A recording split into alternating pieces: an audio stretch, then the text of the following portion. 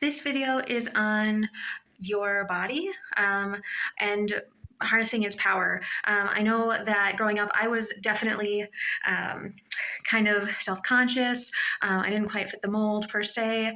I had acne. I was a little bit chunky. I was more bottom heavy than top heavy, and I know that's obviously for women. Having a sizable chest can be idealistic or idealized, I guess.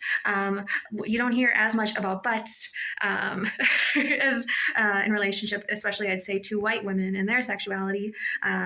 It kind of comes up more, I'd say, with individuals who are ethnic. So it was a little bit strange. I remember that probably in elementary school, someone was kind of bullying me behind me in gym class saying, look at how big her butt is, or she's got such a big butt. And, I felt bad. I felt weird.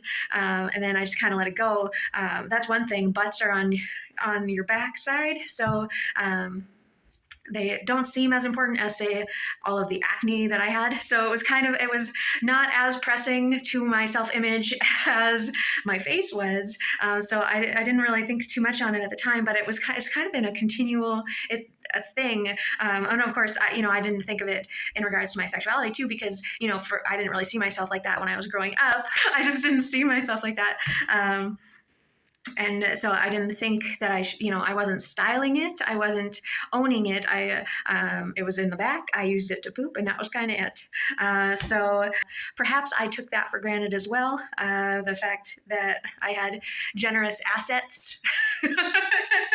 And so, anyway, yeah, in high school, one of my best gal pals, did say, "Oh, you have an apple butt. That's so nice." And, I was like, okay. And I just didn't, internalize the power that it had. Later on, I would go out dancing with some of my gal pals, and it does have an allure, I found out, with the opposite sex. Someone did tell me that I had a sister's ass.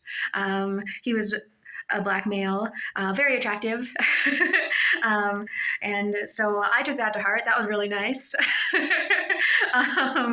But later on, I did also have someone touch my butt on the Eiffel Tower. And that was weird. It was an international phenomenon, was the curiosity that individuals have with my badonkadonk. And so I know if you are kind of discovering your body and kind of playing with your identity and realizing your power that you have in who you are, you might want to take note of things. You might be a little uncomfortable with your body.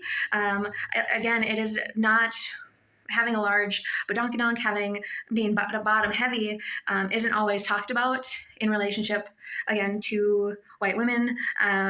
And, you hear, I guess, that there are chest guys and there are butt guys. And it's just a whole hot mess. I think the people are supposed to care about you and who you are on the inside.